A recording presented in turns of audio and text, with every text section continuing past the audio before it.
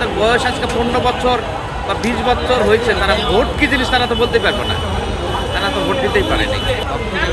পদত্যাগ করে দেশের পরিস্থিতি অনেক ভয়াবহ খারাপ হয়ে যায়, কারণ ওরা এই একটা বহির্বিশ্বের সাথে যে সম্পর্ক আছে, তার যে বহির্বিশ্বের সঙ্গে যে একটা সম্পর্ক আছে, উনি থাকাতে আমাদের দেশটা এখনো শৃঙ্খলাবদ্ধ আছে। উনি যদি না থাকে তাহলে আমাদের দেশে এই শৃঙ্খলাবদ্ধতা থাকবে না। আমাদের পার্শ্ববর্তী যে রাষ্ট্র আছে তারাই রাখতে দেবে না, কারণ ওনার দরকার আছে উনি স্থায়ীকে আমাদের দেশে একটা সুষ্ঠু নির্বাচন দিয়ে দিই, যে ভোটে পাশ হবে তারা ক্ষমতায় যায় দেশ পরিচালনা করবে।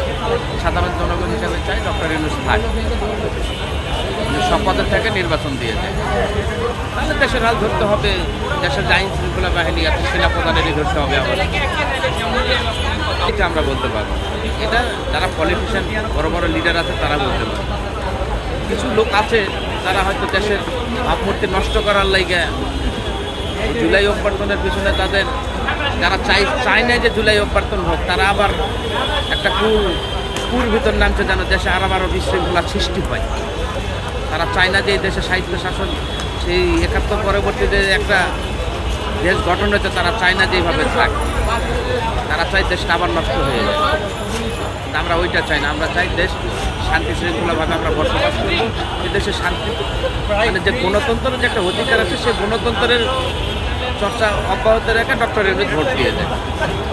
আমরা তো ভোটে দিতে পারি না এই 15-16 বছর, আমরা আবার নতুন করে ভোট দেবো। 15 যাদের বয়স আজকে 15 বছর বা 20 বছর হয়েছে, তারা ভোট কি জিনিস তারা তো বলতে পারবে না, তারা তো ভোট দিতেই পারেনি এই 15 বছর। কেন্দ্রে গেলে বলে ভোট হয়ে গেছে। এই যে নারী কমিশনার কদিন আগে যেগুলো করছে, এগুলো অসভ্যতা, সমাজ ব্যবস্থা, সমাজ ধ্বংস, দুনিয়া জীবন পরকাল সব ধ্বংসের জন্য এগুলা গায়। বর্তমান পরিস্থিতির জন্য প্রথমত দায়ী হচ্ছে এই দেশে যতগুলা ক্ষমতা প্রধান দল আছে, মানে যেগুলা দেশের মধ্যে সবচেয়ে প্রধান রাজনৈতিক দল, এগুলা জনগণের ট্যাক্সের টাকা নিয়ে নিজেরা আত্মসাৎ করে পেট বড় করে। এই অসভ্যগুলাই দেশের এই পরিস্থিতির জন্য দাঁড়ি। তা আমার মতে এই সমস্ত রাজনৈতিক নেতৃপ্রধানগুলার এইসব বিড়া কথা সুযোগ না দিই, ওদের গোষ্ঠী শুদ্ধ উদ্ধার করে সমস্ত রাষ্ট্রীয় অর্থ জমা করা উচিত। জেলে বয়ে বয়ে এসি রুমে ভাত খাওয়ানোর জন্য এদেরকে সরকার রাষ্ট্রীয় ক্ষমতা দেওয়া হয় না। এদেরকে কেন বাদ করবে? এমন পরিস্থিতি, এমন আইন তৈরি করে যে এদের 14 গোষ্ঠী আসি রাষ্ট্রীয় সম্পদ ফেরত দিতে বাধ্য হইব। সবাই সবার তদবির নিয়ে ব্যস্ত, কোনো একটা অপরাধ হলে অমুকের তদবির করে। এই তদবির জিনিসটা দেশ থেকে দূরানো অতীব জরুরি। খুনের আসামি তদবির করে পার হয়ে যেতেছে, অর্থাৎ অপরাধ প্রতিষ্ঠিত হোক। আর সবচেয়ে বড় আরেকটা বিষয় আছে, দেশ আমাদের, আমরা চালাবো, আমার দেশে কোন আইন থাকবো। এই জন্য আমেরিকা, ইসরায়েল এদের নিয়ম তো আমাদের কত আক্কা করার সামনে নাই, মেধা হেদের আছে, আমাদের নাই। আমরা কেন হেদের মেধা দিয়ে আমাদের দেশের আইন প্রতিষ্ঠা করব?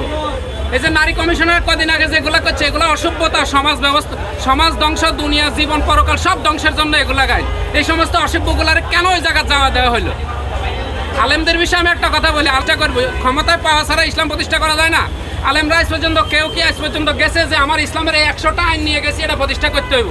অসভ্যবাদী নারীরা যদি যাইতে পারে 100 আইন লই, তাহলে আলেমগুলা কেন আইন নিয়ে জানা যে এগুলো প্রতিষ্ঠা করতে হইব? ক্ষমতা আমাদের দরকার নাই, ক্ষমতা আপনারাই থাকেন, শুধু আমাদের এই আইনগুলো প্রতিষ্ঠা করতে হইব। তো সব মিলিয়ে সর্বাঙ্গে ব্যথা ওষুধ দিব কথা। এই দেশটা সমস্ত নষ্ট করছে রাজনীতির প্রধান দল আর অর্থলোভী ফেবাসুরা। এই জানোয়ারগুলোর কারণে আজকে গরিব মানুষের অর্থের সাম্যতা নাই। যে বড় লোক হচ্ছে সে বড় লোকই হচ্ছে, আর যে গরিব সে ভাতের অভাবে পেট